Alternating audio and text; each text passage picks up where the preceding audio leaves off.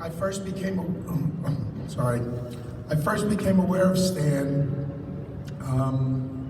at a newsstand when I picked up Fantastic Four number 3 and 4, and I became an instant fan.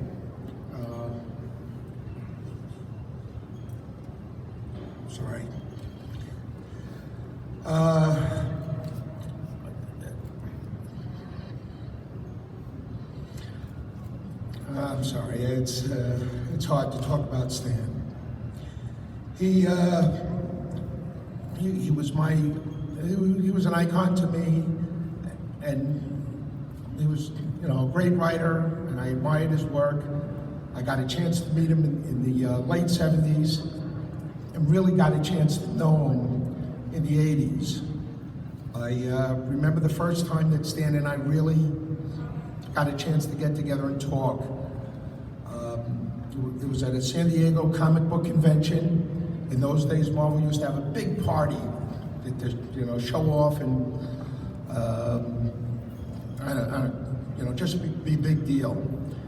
So I was a new editor at Marvel. I showed up at the party, hung around for about 15 minutes, and figured, let me make an early escape. So I saw an exit, headed for it, opened the door, and noticed there was somebody standing in the hallway in front of me.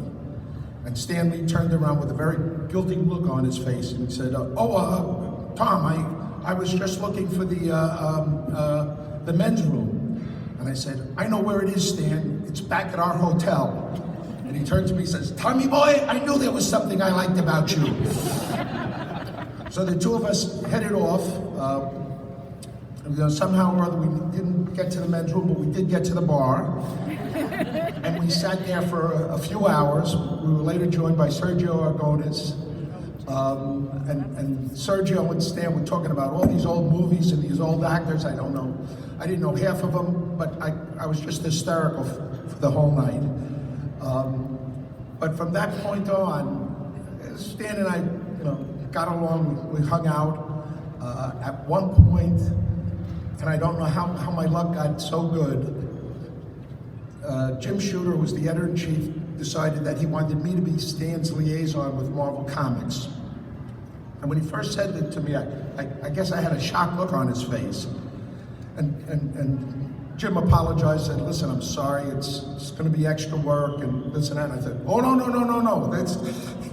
I'm good being Stan's liaison. It meant I had to call him up once a week and consult with him. And I was thinking, man, this is like going to college and you don't even have to pay tuition.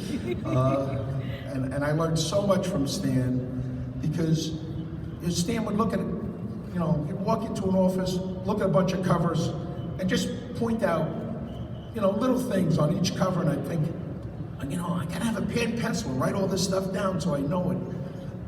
Because he was just he knew the industry so intimately that just casual observations were things where you'd sit and go, I've been in this industry 10 years and I never noticed that.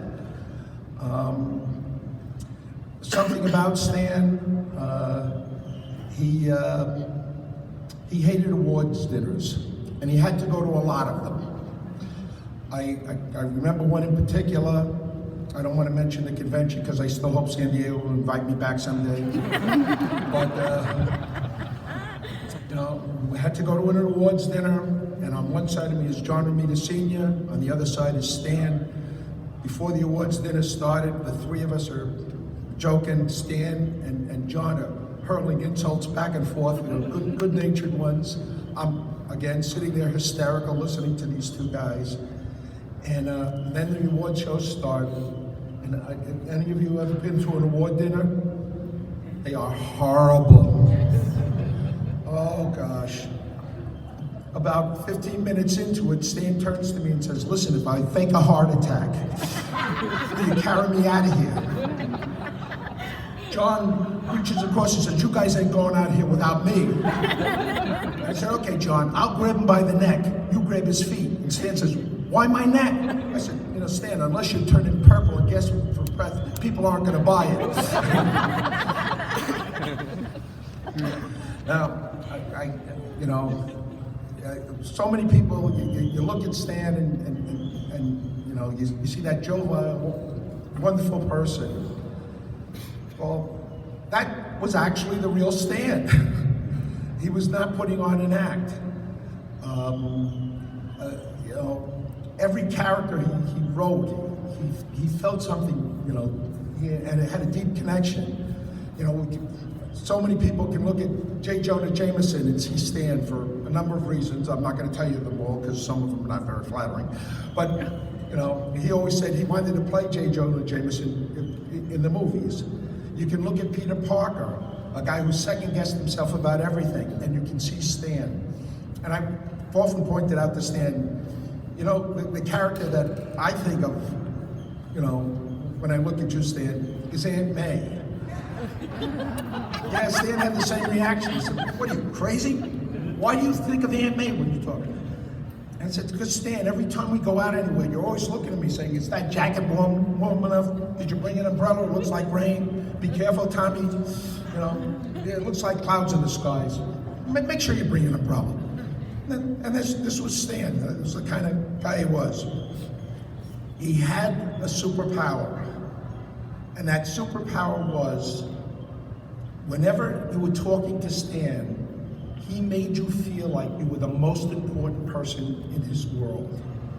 He somehow conveyed to you this very important thing, that, you know, you really meant something to him. And, you know, I always treasure him for that, even though every once in a while he'd turn to me and call me Tony. He was terrible with names. The last thing I want to leave you with is, I remember one time at a bar, Stan and I would occasionally spend time at bars together. I was trying to explain to Stan what he really meant to people of my generations and so many other generations after me. That so many of us learned our sense of morality, our sense of responsibility from him. You know, from Thor we learned that, you know, you have to have honor and you have to have humility. For, you know, Spider-Man, you know, with great power, with any power, there must also come that responsibility. With the Hulk we learned, you know, we have to keep, you know, our demons at bay. And I was trying to, yeah?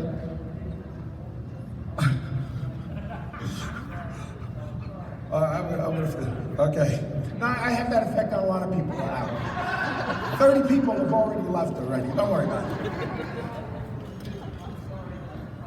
No.